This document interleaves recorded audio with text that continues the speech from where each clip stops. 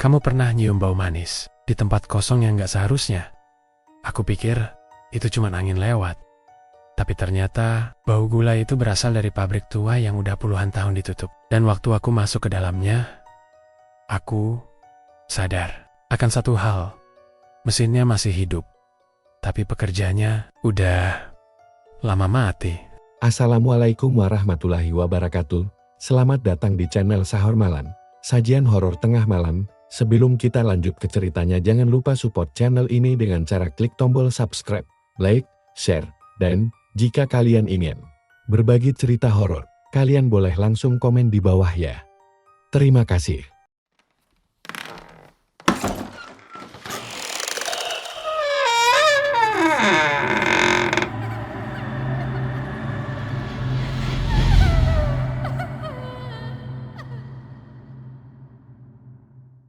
Namaku Dimas, mahasiswa semester akhir, jurusan arsitektur di salah satu universitas negeri di Surabaya. Seharusnya, tugasku hanya menyelesaikan skripsi, lulus tepat waktu, dan hidup damai seperti mahasiswa kebanyakan. Tapi hidup, rupanya, lebih suka mempermainkan orang-orang seperti aku. Tugas akhirku adalah proyek, dokumentasi, dan analisa struktur bangunan peninggalan kolonial. Dosen pembimbingku bilang, ambil objek yang unik, tua, dan punya cerita. Kalau bisa, agak seram sedikit. Biar menarik. Waktu itu aku tertawa. Tapi sekarang, aku menyesal karena terlalu menuruti. Dari sekian banyak pilihan, entah kenapa aku memilih pabrik gula Bluluk, sebuah bangunan raksasa peninggalan Belanda, terbengkalai di sebuah desa kecil di Lamongan. Katanya, dulu pabrik itu jadi penghasil gula terbesar di Jawa Timur sebelum ditutup mendadak tahun 1991 karena kecelakaan kerja yang merenggut puluhan nyawa buruh. Tapi anehnya, nggak ada arsip resmi soal kejadian itu. Berita koran hanya bilang kebocoran sistem dan kecelakaan teknis. Itu saja. Aku makin tertarik. Jangan ke sana kalau nggak siap diganggu, kata Pak Slamet, petugas arsip dari Dinas Cagar Budaya. Aku kira dia bercanda, jadi aku cuman ketawa dan bilang, yang penting dapat apa. Hari itu, aku naik motor menembus jalan desa yang berdebu. Pohon-pohon jati mengapit kiri kanan, dan di ujung pandanganku berdiri bangunan raksasa berwarna kusam kecoklatan. Pabrik gula Bluluk. Dari jauh saja, bangunannya sudah tampak menelan cahaya. Atapnya keropos, cerobong asap menjulang seperti menara kematian. Dinding bata penuh sulur liar dan bercak hitam mentah jamur atau sesuatu yang lebih jahat. Saat sampai di desa, aku langsung disambut tatapan aneh warga. Anak-anak menghentikan permainannya. Ibu-ibu menghentikan sapunya. Bahkan, bapak-bapak yang duduk di warung hanya memandangi tanpa berkata. Mas dari mana? Tanya seorang lelaki tua. Tubuhnya kurus, matanya cekung, dan ia membawa sebilah sabit kecil. Saya mahasiswa, mau riset soal pabrik gula Bluluk? Jawabku ramah.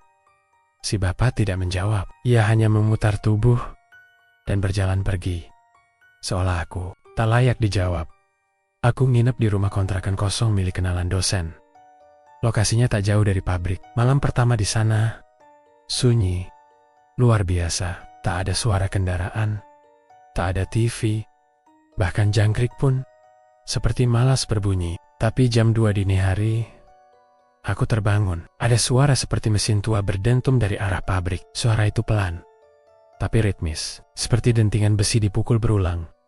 Aku mengintip dari jendela. Gelap, tapi samar-samar, aku mencium aroma manis, seperti gula terbakar.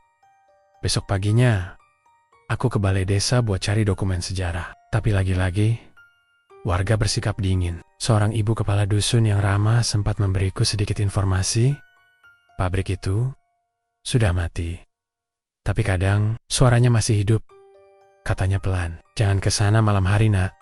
Banyak yang gak balik. Gak balik maksudnya. Iya, menatapku tajam. Dulu ada anak muda dari kota, sama sepertimu. Bawa kamera, bawa buku. Masuk malam-malam. Ditemukan, cuma kameranya masih merekam.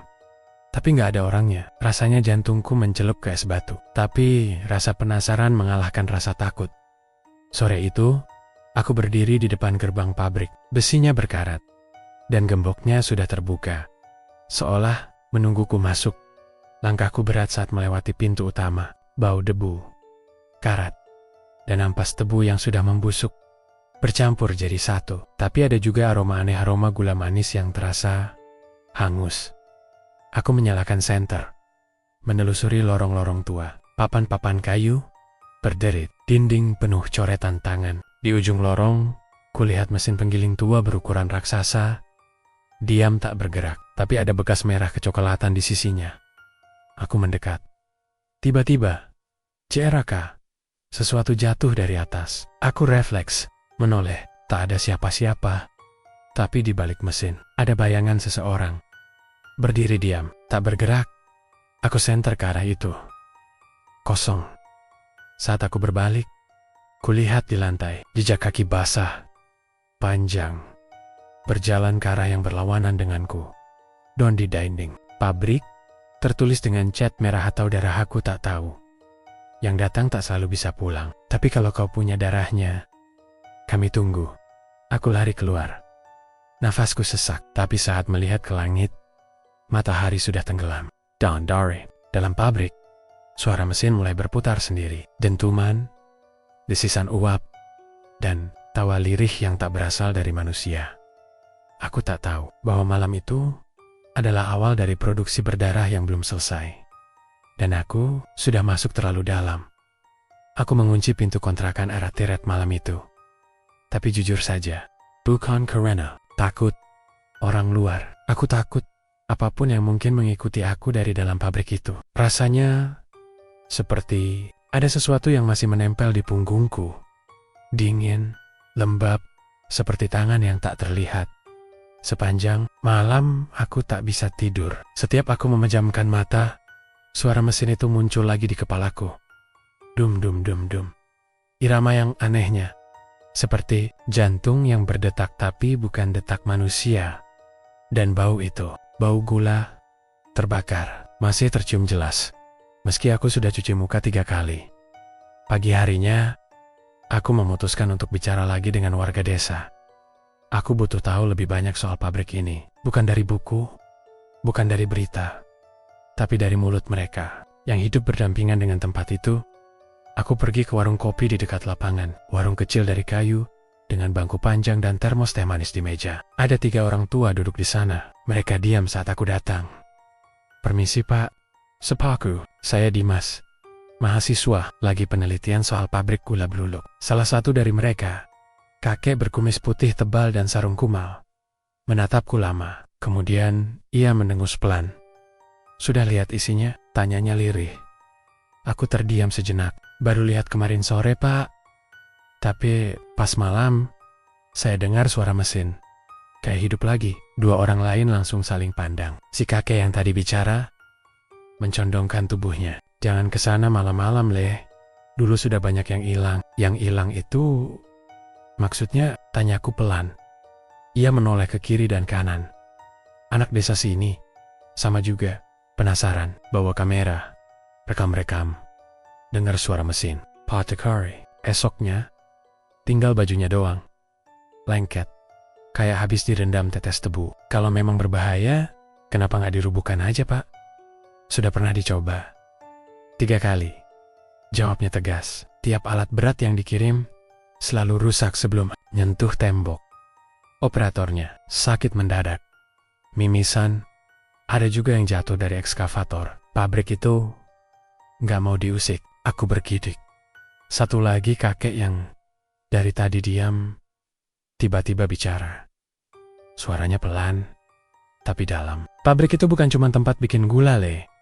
Dulu, waktu Belanda masih kuat, tempat itu dipakai buat tumbal. Aku menelan ludah. Tumbal?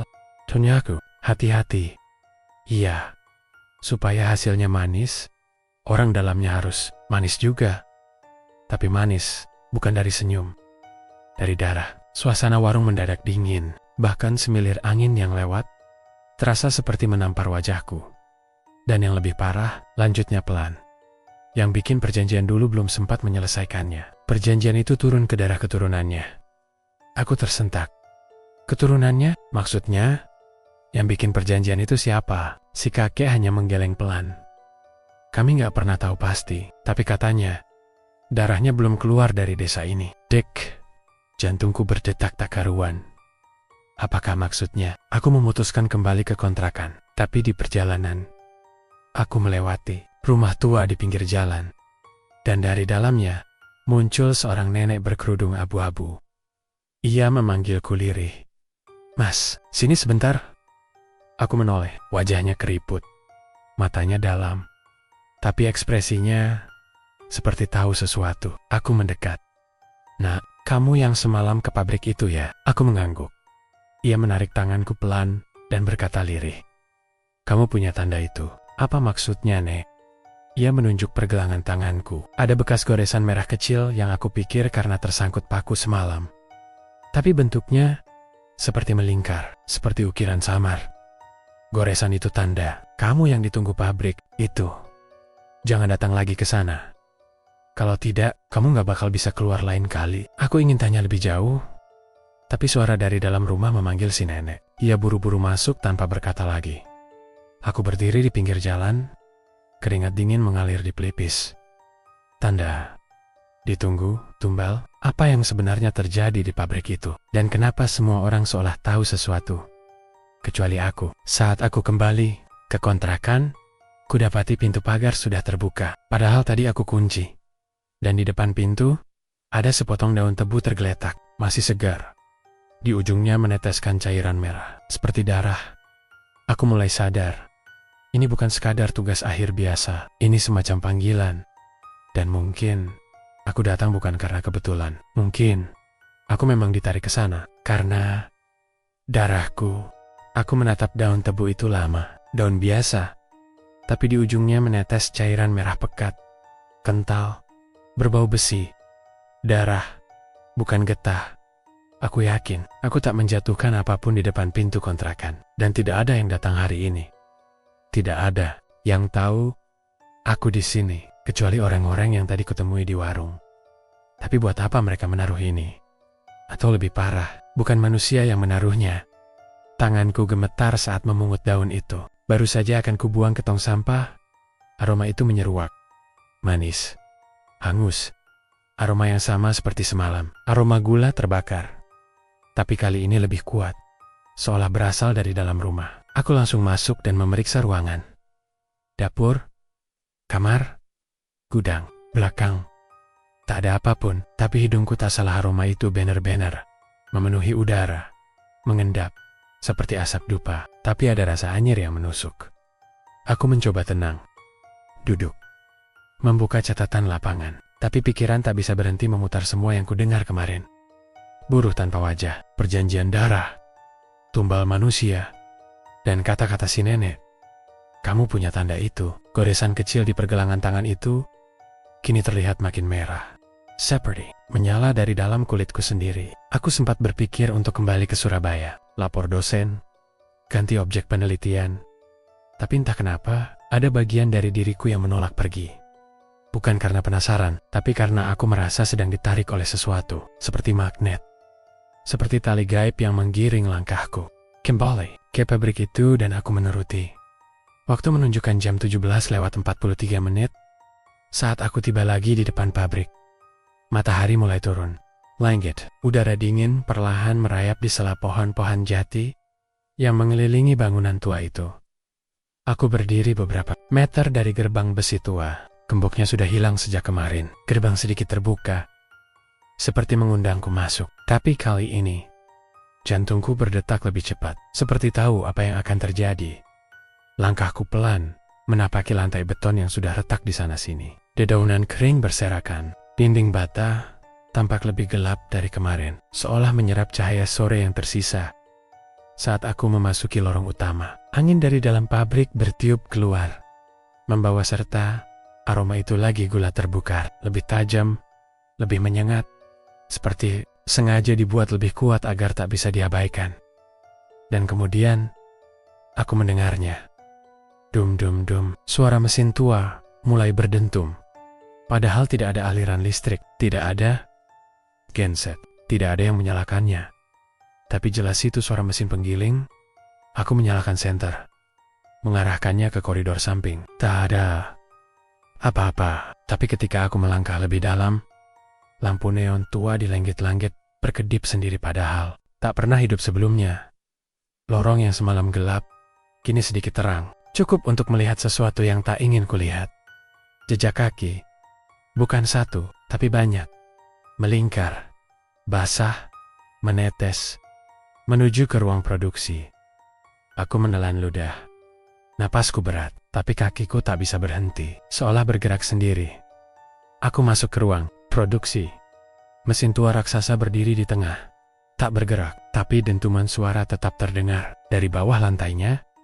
Dan di antara bayangan mesin, aku melihatnya. Sosok laki-laki berdiri diam.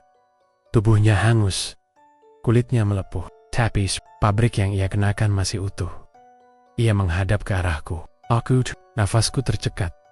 Saat aku senter ke arahnya tak ada wajah. Hanya cekungan hitam, kosong, menganga. Aku mundur. Terpeleset. Terjatuh. Saat aku bangkit, sosok itu menghilang. Tapi, aku mencium sesuatu. Dekat sekali, tepat di belakangku, aku menoleh dengan sangat pelan. Dan, kamu, pewarisnya. Bisik suara berat tepat di telingaku. Tak ada siapa-siapa. Tapi napas dinginnya terasa. Aku teriak, lari keluar secepatnya. Lorong yang tadi lurus kini bercabang. Setiap belokan membawaku ke ruang berbeda. Semua penuh suara. Pintu tertutup. Sendiri. Dinding bergemuruh. Aku kembali ke lorong utama dengan susah payah. Dan saat hampir mencapai pintu keluar, lampu padam. Total. Gelap. Sunyi. Tiba-tiba, dari ujung lorong, lampu menyala satu persatu. Dan di setiap lampu yang menyala, berdiri sosok-sosok buruh tua. Hangus. Tanpa wajah, mereka diam. Tapi perlahan, mereka menunduk seperti memberi hormat. Aku berdiri terpaku. Dan dari kejauhan, terdengar suara perempuan. Tua lirih tapi jelas. Selamat datang kembali, anak pemilik pabrik. Jantungku seakan berhenti. Aku bukan sekadar pengunjung. Aku, bagian dari mereka. Aku berdiri kaku di tengah lorong. Cahaya lampu neon menyala satu persatu, memperlihatkan barisan sosok-sosok hangus itu berdiri diam menghadapku. Tubuh mereka penuh luka bakar. Seragam pabrik yang kompeng-kemping. Dan yang paling menakutkan, mereka tidak punya wajah, hanya kulit yang halus, membulat, tanpa mata, tanpa hidung, tanpa mulut. Seperti boneka yang gagal dibuat, tapi tubuh mereka bernafas, terengah, berdiri kokoh. Mereka menunduk perlahan, serempak, seperti memberi hormat. Kepada siapa? Kepadaku. Napas di dadaku tercekat. Langkahku mundur 1, 2. Lalu aku berlari, menabrak pintu morobat tembok, mencari jalan keluar. Tapi pabrik ini seolah hidup. Lorong yang semula lurus kini berkelok. Dinding-dinding terasa seperti bergerak. Ada bisikan di tiap sudut. Dan tiap bisikan menyebut namaku. Dimas, penerus, darahmu. Manis, aku hampir tersungkur saat memasuki ruangan tua yang dulu mungkin jadi kantor administrasi. Di dalamnya ada meja panjang, lemari besi berkarat, dan tumpukan arsip yang setengah hangus. Cahaya senter menyorot sebuah foto tua di dinding. Kusam, retak, namun masih bisa terbaca. Barisan pegawai pabrik berdiri rapi di depan bangunan yang kini jadi neraka ini. Tapi mataku terpaku pada satu sosok di tengah. Seorang pria muda dengan setelan rapi dan senyum dingin. Di bawah foto tertulis, Ir Sudarmo, Direktur Pabrik Gula Blue Lock, 1986. Sudarmo, itu nama belakang kakekku. Nama yang selalu enggan dibicarakan ayahku. Aku menelan ludah. Memory Arsip. Di lacinya tertulis, Proyek Manis, 1989 sampai 1991. Kukira isinya dokumen biasa, tapi ternyata kumpulan catatan tangan, surat kontrak, potret foto dukun, dan diagram tubuh manusia dengan titik pengorbanan. Aku menggigil. Setiap lembarannya adalah bukti bahwa pabrik ini pernah menjalankan produksi dengan cara tak masuk akal, bukan sekadar menggiling tebu, tapi mencampur esens jiwa manusia ke dalam produksi gula demi kualitas terbaik, demi kekayaan tak terbatas. Dan di satu lembar terakhir, tertulis, perjanjian ini hanya dapat dihentikan jika darah pewaris terakhir dibebaskan dari mesin. Jika tidak, produksi akan terus berjalan di antara dunia. Tanganku gemetar. Aku bukan cuma pengunjung, aku pewaris. Seketika itu juga, lemari bergetar. Dokumen-dokumen terlempar keluar sendiri. Lampu ruangan bergetar seperti diguncang dari bawah. Lalu pintu terbuka perlahan. Dan dari balik pintu, sosok buruh tanpa wajah masuk. Di belakangnya, yang lain mengikuti. 3, 5, 7, 10. Semuanya mengelilingiku. Diam, menghembuskan napas bohenggis. Salah satunya maju, tangannya gemetar, mengangkat sesuatu. Topi lusuh bertuliskan kepala shift. Ia menyodorkannya padaku, seolah mengatakan, "Ini milikmu sekarang." Aku mematung. "Ambil, atau kau jadi bagian dari produksi." Bisik suara tua yang entah dari mana datangnya, tapi terdengar langsung di dalam kepalaku. Tanganku bergerak sendiri, meraih topi itu. Tapi sebelum jari menyentuh kain lusuhnya, seluruh buruh itu menengadah. Wajah mereka yang tanpa bentuk itu muncul lekuk samar, seperti mata hitam kecil, menatapku, menuntut jawaban. Aku teriak, melempar topi itu, dan berlari keluar ruangan. Kali ini, entah kenapa lorong tampak membuka jalan. Aku keluar dari pabrik, tergopoh, nafas tersengal, badan basah oleh keringat dingin. Langit malam menggantung kelam di atas pabrik. Cerobong tua tampak berasap padahal tak ada api. Aku jatuh, berlutut di depan pagar. Di kejauhan, dari balik semak, aku melihat nenek berkerudung abu-abu yang menemuiku kemarin. Ia berdiri diam menatapku. Lalu ia berkata lirih, "Kamu sudah diakui." Aku ingin berteriak padanya, menanyakan maksud semua ini. Tapi, dia sudah pergi, menghilang dalam kabut. Dan saat aku menoleh kembali ke arah pabrik, semua lampu di dalam menyala, serempak, dan dari cerobong, keluar suara yang tak akan pernah kulupakan. Suara tawa, keras, dalam, bukan dari satu orang, tapi dari banyak makhluk. Seperti seluruh pabrik ikut tertawa. Aku pulang ke kontrakan malam itu, tapi bukan sebagai mahasiswa. Aku pulang sebagai bagian dari sesuatu yang lebih besar. Sesuatu yang kelam dan tak bisa kutolak. Aku tak bisa tidur malam itu. Bukan karena takut, tapi karena pabrik itu masih menyala di kepalaku. Suara mesin tua, tawa dari cerobong, napas buruh tanpa wajah, semuanya seperti mengalir di darahku. Dan yang lebih mengganggu adalah tatapan mereka. Makhluk-makhluk hangus itu bukan tatapan ingin memangsa, tapi tatapan menunggu. Menunggu perintah dari aku. Sial. Pagi-pagi, aku buka kembali semua catatan yang sempat kuambil dari ruang kantor pabrik. Salah satu dokumen yang paling menarik perhatianku adalah lembar surat perjanjian yang tertulis dengan tinta hitam tebal dan ditandatangani oleh seseorang bernama Sudarmo, nama kakekku.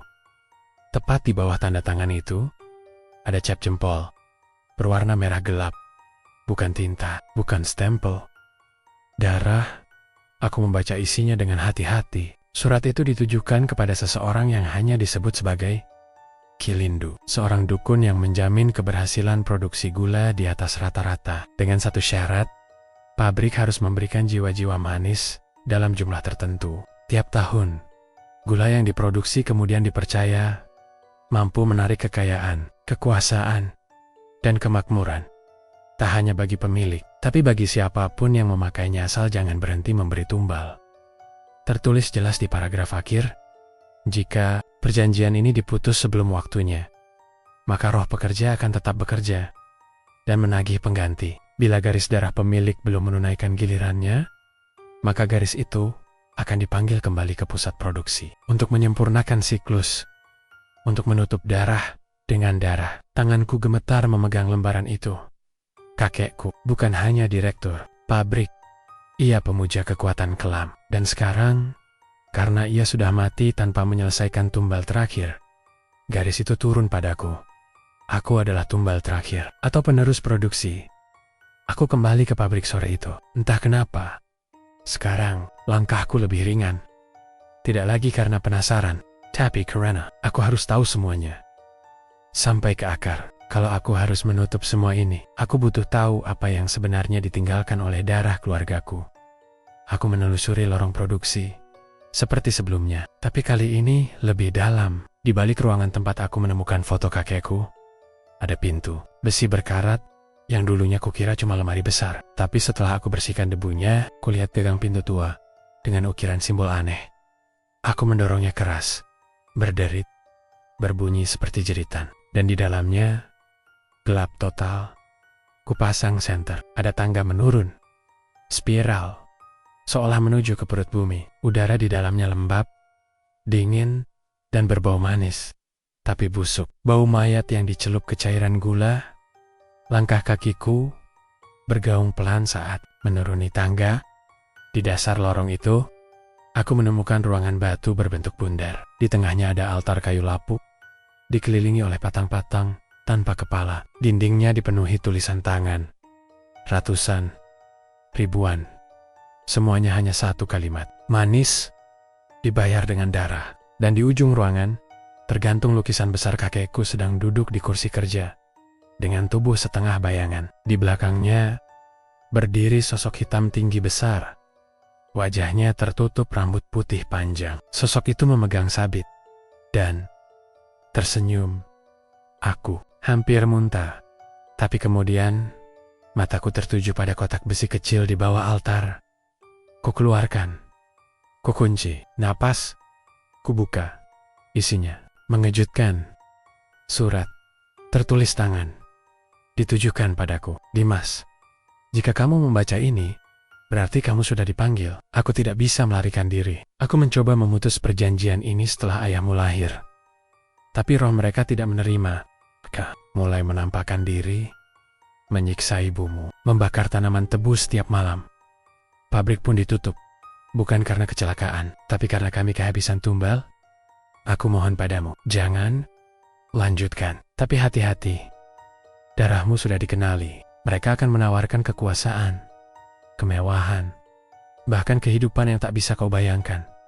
Tapi jika kamu setuju, kamu tidak akan pernah bisa keluar dari sini dalam keadaan manusia. Maafkan kakek. Tanganku bergetar membaca kalimat terakhir. Cubuk, tapi hatiku penuh dendam dan tekad. Kakekku yang membuka gerbang ini. Aku yang akan menguncinya. Tapi belum sempat aku keluar, lampu senter tiba-tiba mati. Gelap total. Di belakangku, terdengar langkah kaki berat. 1, 2, lalu ratusan langkah memenuhi ruangan bawah tanah. Dan kemudian, suara berat itu datang lagi. Darahmu belum lunas. Di sekelilingku, patung-patung tanpa kepala bergerak sendiri. Mereka membuka mulut, bukan untuk bicara, tapi untuk menyanyi. Nah, ini yang aneh. Seperti ritual. Gula, darah, jiwa, produksi. Aku sadar, aku sudah terlalu dalam, dan tak ada jalan kembali, kecuali membakar semua ini. Langkah kaki itu tak berhenti. Aku berdiri terpaku di ruang bawah tanah, ditemani puluhan patung tanpa kepala yang kini bergerak sendiri. Nyanyian aneh terus mengalun, bahasanya asing, tapi maknanya terasa sangat dekat. Gula, darah, jiwa, produksi. Gula, darah, jiwa, produksi. Aku tahu saat itu juga, aku tak lagi sendirian. Cukup, cukup, teriakku panik. Mundur pelan, sambil menggenggam senter yang entah kenapa mulai hidup kembali redup. Tapi cukup menerangi satu sosok di depanku. Seseorang berdiri di balik altar. Tubuhnya hitam legam, seperti arang. Terbak, tapi seragam kerjanya masih jelas terlihat. Biru tua, dengan badge lusuh bertuliskan tukang rawat mesin, Rudy S. Aku terpaku. Rudy, ayahku. Mustahil. Ayahku meninggal karena kecelakaan mobil 2 tahun lalu. Itu kata ibu, kata semua orang. Tapi tubuh hangus di depanku ini. Aku mengenali posturnya, cara berdirinya, bahkan tatapan kosong di wajah hitamnya yang dulu selalu kulihat setiap kali ia pulang kerja dengan letih. Bapak, tanyaku pelan, lebih sebagai gumaman putus asa. Sosok itu tidak menjawab, tapi tangannya perlahan terangkat, menunjuk ke arah mesin besar yang menempel di dinding batu. Sebuah mesin tua dengan jiji-jiji besi yang berputar lambat. Mesin itu hidup, berdetak, berdengung. Mesin produksi. Dan di dalam mesin itu, aku melihat tulang-tulang kecil menyembul dari antara roda pemutar, tengkorak, jari, gigi. Aku mundur 1 langkah. Bapak juga bagian dari ini? Tanyaku gemetar. Kenapa? Kenapa ibu gak pernah bilang? Suara berat menjawab, tapi bukan dari sosok itu. Suara itu datang dari dinding ruangan, dari udara, dari kegelapan. Karena ibumu melindungimu. Dari panggilan, tapi darah tetap tahu jalan pulangnya. Tiba-tiba, seluruh patung kepala di sekelilingku meledak satu persatu, menyemburkan uap manis, menyengat, dan cairan merah gelap. Kabut tebal mengisi ruangan, dan dari kabut itu muncul puluhan buruh, hangus, hancur, tanpa wajah, tapi tetap bekerja. Mereka mengangkat alat, menarik rantai, menghidupkan mesin. Pabrik kembali beroperasi. Di tengah kematian, aku mundur, menabrak dinding. Napasku sesak. Ini bukan tempat manusia, gumamku. Hampir menangis. Tapi suara berat itu menjawab, tempat ini dibangun dari manusia, dibayar dengan manusia, dan akan dijaga oleh manusia yang sudah tak bernyawa. Sosok ayahku melangkah mendekat. Tangannya menggapai pundakku. Saat menyentuhku, gambar aneh di pergelangan tanganku menyala. Simbol lingkaran berpola mirip roda gigi. Simbol itu terbakar di kulitku. Lanjutkan produksi, atau mesin akan memakanmu. Bisik suara itu. Aku menjerit, menepis tangan ayahku, lari ke tangga, tapi lorong spiral yang tadi kulewati kini berubah bentuk. Itu memanjang, menyempit, dan setiap anak tangga terasa licin dan hangus. Aku terjatuh, terseret, tapi aku terus merangkak naik, mencoba keluar dari perut setan ini. Saat akhirnya, aku tiba di pintu, besi, terkunci. Kupukul, kudorong, tak bisa terbuka. Dan dari balik pintu, kudengar suara-suara ibuku. Dimas? Nak, kamu gak boleh buka pintu ini. Kamu gak boleh, mereka tahu kamu sudah di dalam. Kamu gak bisa kembali utuh. Tanganku terhenti. Apakah itu benar suara ibu, atau bagian dari ilusi pabrik ini? Aku menunduk, memejamkan mata, mengatur napas. Lalu kutarik benda yang kubawa dari atas tadi, kotak besi warisan kakek. Aku melemparnya ke mesin tua di dalam ruangan batu. Dentuman keras, asap, api kecil, dan mesin itu mulai macet. Bunyi logam pecah. Uap menyembur. Parabur, hangus mulai menjerit-jeritan, bukan manusia. Sosok ayahku menatapku, lalu mengangguk, dan tubuhnya hancur menjadi debu gula yang beterbangan. Pintu terbuka. Aku terlempar keluar ruangan. Gelap, sepi, sunyi, dan aku terbaring di lantai lorong pabrik. Nafasku berat, tubuhku penuh luka, tapi aku masih hidup. Mesin di bawah telah macet, tapi produksi belum selesai. Dan saat aku berjalan perlahan menuju pintu keluar pabrik, aku melihat bayangan-bayangan itu berdiri diam di kejauhan. Mereka menatapku, tanpa suara. Tapi aku tahu maknanya. Kami belum selesai. Produksi akan berlanjut. Jika bukan kamu, akan kami panggil yang lain. Aku keluar dari pabrik malam itu. Tapi entah mengapa, aku tahu pabrik itu belum berhenti. Hanya menunggu perbaikan. Dan darahku masih bagian dari perjanjian. Aku kembali ke Surabaya 3 hari setelah kejadian itu. Tubuhku lemas. Mentalku lebih parah. Sepanjang perjalanan pulang, suara mesin tua masih menggema di kepala. Kadang, aku mencium aroma gula terbakar padahal aku sedang di dalam bus, duduk di samping ibu-ibu yang makan kerupuk.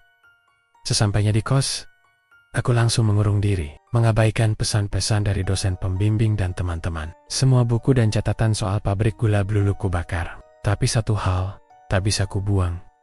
Bekas luka di pergelangan tangan. Simbol lingkaran itu kini membuka luka kecil, seperti tergores pisau tiap malam.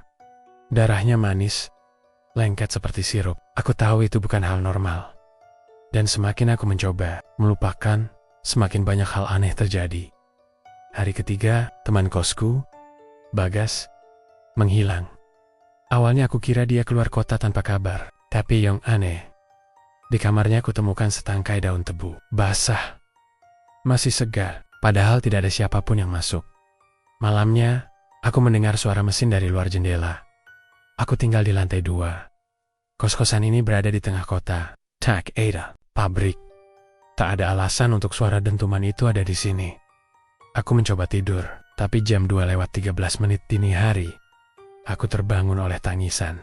Tangisan pria. Dari dalam kamar mandi, kupastikan tak ada siapapun, tapi di lantai, air menggenang, lengket, manis, bau gula terbakar lagi. Aku pingsan malam itu. Besoknya, teman kuliahku, Tika, datang menjenguk. Ia satu-satunya orang yang tahu aku sempat meneliti. Pabrik tua itu? Mas, kamu sakit. Aku lihat kamu gak masuk bimbingan 2 kali. Aku ingin menjawab, tapi lidahku keluh. Aku hanya menunjukkan luka di pergelangan tangan. Ia terkejut. Ini kenapa kayak simbol ya? Bukan luka biasa. Aku hanya mengangguk. Kemudian, aku cerita semuanya. Dari desa Bluluk, buruh tanpa wajah, hingga ayahku yang muncul di ruangan mesin.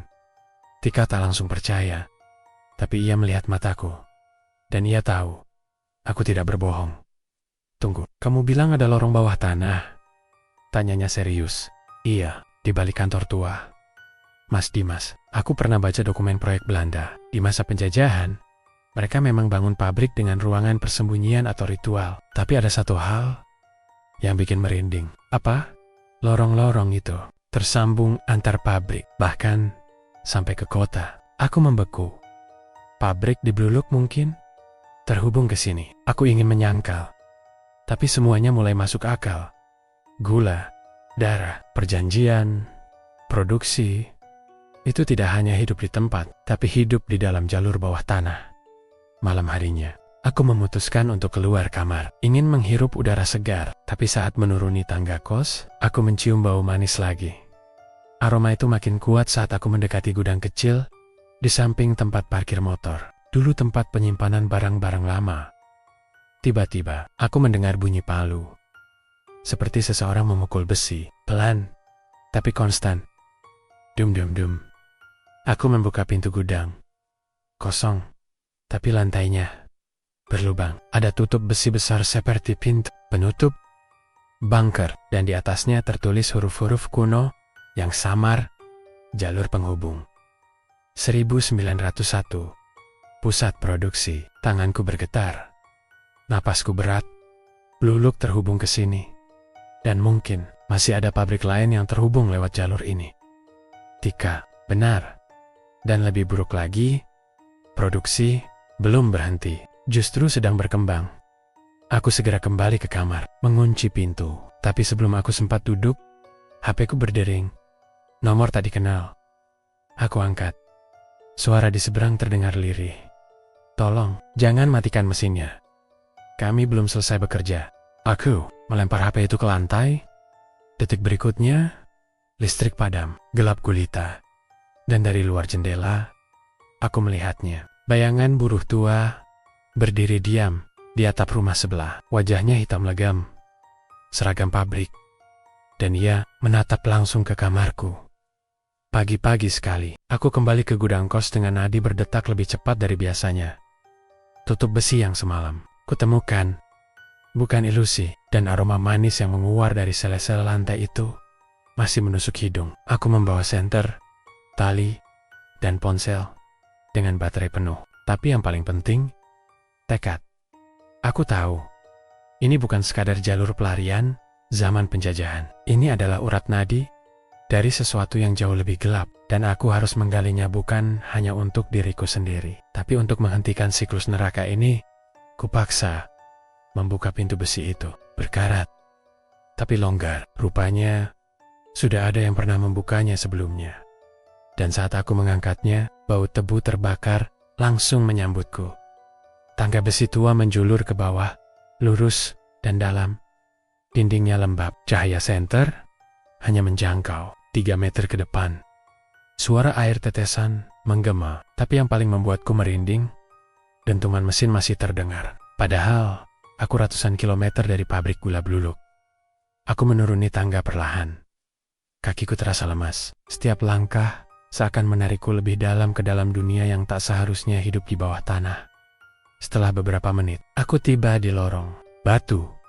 Ukurannya cukup untuk dilewati satu orang dewasa. Dindingnya dipenuhi simbol-simbol kuno, digores dengan arang dan darah. Di beberapa bagian, ada plakat besi tua yang bertuliskan nama kota Blulak, Bojonegoro Madiun, Mojokerto. Sidoarjo. Aku menelan ludah. Pabrik-pabrik tua itu saling terhubung. Dan bukan sekadar jalur transportasi, tapi jalur pemindahan energi produksi.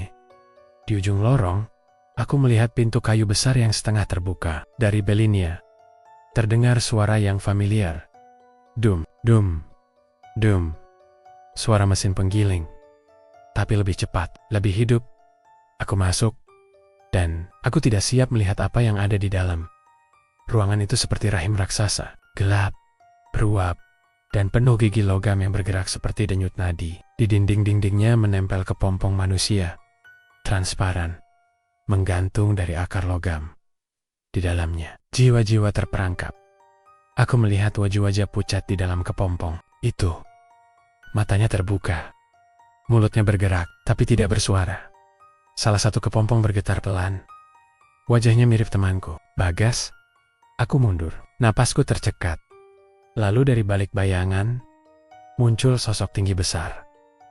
Bukan buruh biasa, tapi tubuh hitam dengan wajah mengilap seperti logam cair. Di dadanya menempel roda mesin, tangannya panjang, jari-jarinya seperti corong. Mesin produksi. Makhluk itu bukan manusia, bukan hantu, tapi entitas. Dan ia bicara dengan suara dalam dan berlapis-lapis. Selamat datang, penerus. Kamu sudah melihat bentuk kami yang sejati. Kami tidak lagi membutuhkan pabrik, karena kami telah beranak. Kami menyebar di bawah kota, di bawah desa, di bawah kehidupan manusia. Dan kamu adalah bahan bakar terakhir. Aku mundur, tapi dinding belakang tertutup sendiri. Logam-logam mencuat, melingkar seperti sangkar. Kepompong di atas mulai pecah satu persatu. Sosok-sosok tanpa wajah turun ke tanah, berjalan ke arahku. Mereka bekerja tanpa mesin, tanpa atazen. Karena mereka adalah mesin itu sendiri, aku menggangket center. Tapi cahaya malah menyilaukan diriku sendiri. Mereka semakin dekat. Saat aku hampir terpepet, dari ujung lorong, Tika muncul. Dia membawa obor menyala besar. Dimas, kesini. Aku lari. Obor itu menyambar beberapa makhluk. Mereka mengerang bukan karena terbakar, tapi karena cahaya menyakitkan mereka. Kami berlari, masuk ke lorong lain. Jalan bercabang, nafas tersengal. Tapi akhirnya kami tiba di sebuah ruang kecil dengan pipa gas tua dan kabel listrik. Tika membuka tasnya, mengeluarkan bom rakitan kecil. Aku sudah siapkan ini, kalau kamu nekat masuk. Katanya cepat, kita hancurkan jalur ini sekarang. Kalau ini jalur pusat, mereka akan lumpuh.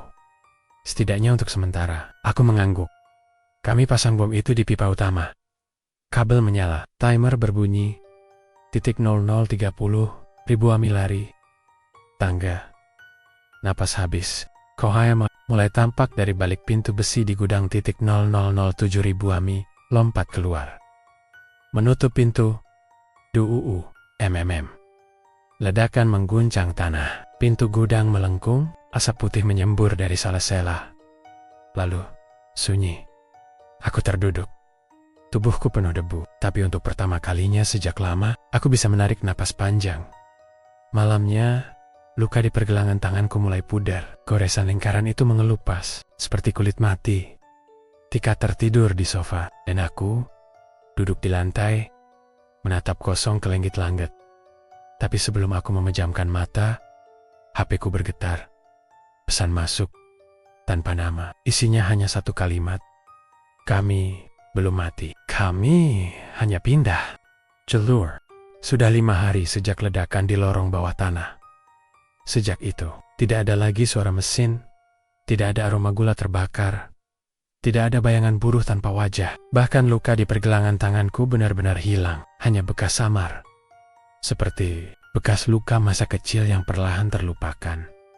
Kupikir semuanya sudah selesai, tapi aku salah besar. Pagi itu, saat aku ke kampus untuk menemui dosen pembimbing, suasana terasa berbeda. Gedung tua itu biasanya panas dan ramai. Tapi pagi ini sepi, hening.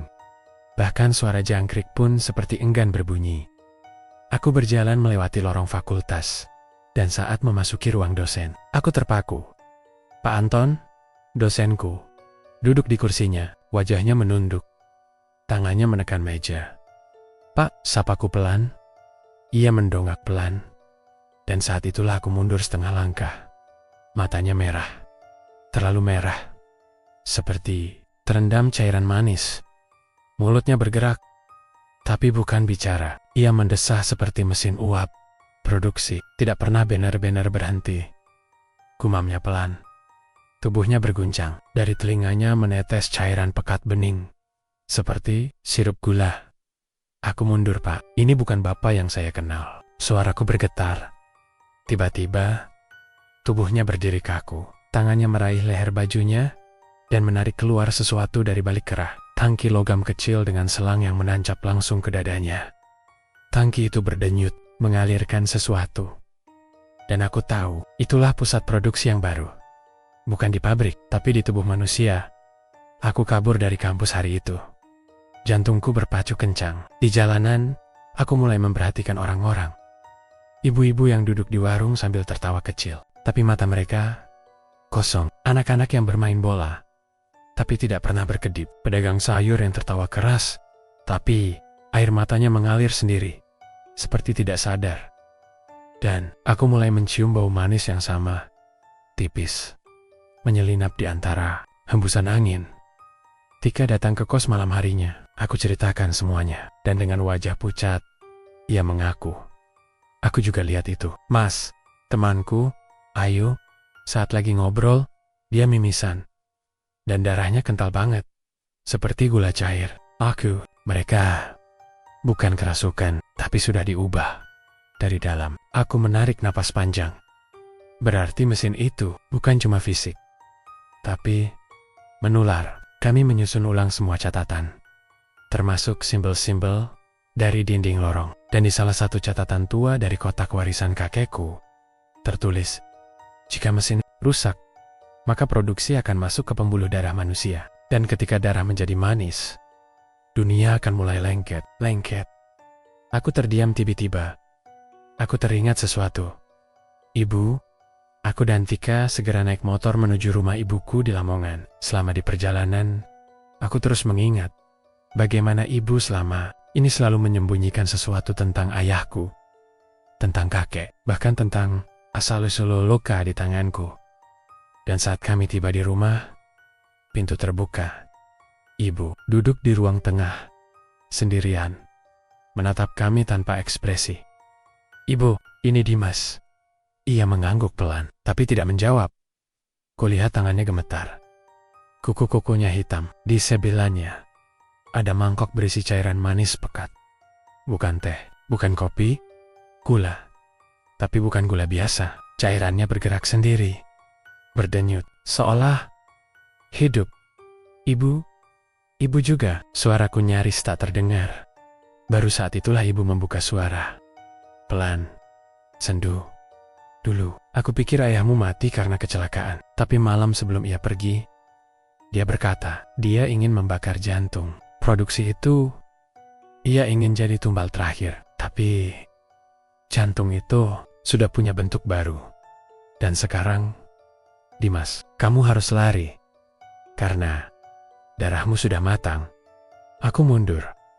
Apa maksudnya? Ibu menatapku, dan air matanya menetes warnanya. Bukan bening, tapi seperti sirup coklat. Kamu bukan sekadar penerus, tapi kamu adalah pengganti jantung mesin. Darahku berdesir. Dan saat itu juga, dari luar rumah, terdengar langkah kaki serempak. Ratusan. Aku mengintip dari jendela. Orang-orang dari kampung datang. Tapi wajah mereka tanpa ekspresi. Matanya merah, mulutnya mengunyah tanpa makanan. Dan di antara mereka, kulihat dosenku, temanku Bagas, bahkan tukang parkir di kampus. Mereka berdiri diam, menunggu aku. Mereka berdiri di depan rumah. Puluhan orang, ratusan, diam, tanpa suara, tanpa raut. Wajah-wajah biasa yang sudah bukan manusia dan semuanya. "Ibu, kita harus pergi," bisikku panik. Tapi ibu justru menatapku dalam-dalam. Wajahnya lelah, namun tenang. "Kamu tidak bisa lari, Dimas. Karena kamu bukan lagi sekadar Dimas. Kamu adalah jantung yang mereka tunggu." Aku ingin menyangkal, ingin marah. Tapi tubuhku mulai terasa aneh. Detak jantungku tidak berirama. Kadang lambat, kadang berdentum cepat seperti piston mesin. Di telapak tanganku, kulit memanas. Luka berbentuk roda gigi itu muncul kembali menyala merah. Tika menggenggam lenganku. "Mas, kita masih bisa pergi. Kita cari dukun, Ustadz." Siapa pun, tiba-tiba lampu rumah padam. Lalu, suara itu datang lagi. Waktunya berputar. Dari lantai, dari dinding, dari langit-langit, muncul cairan manis. Pekat, menetes, mengalir, lalu membentuk lingkaran simbol di lantai rumah. Dan aku berdiri. Tepat di tengahnya, tubuhku terkunci, tak bisa bergerak. Ibu mulai membaca sesuatu doa atau mantra. Aku tak tahu, tapi setiap kata darinya membuat cairan itu mendidih. "Aku lindungi kamu, Nak, meski tubuhku harus hangus."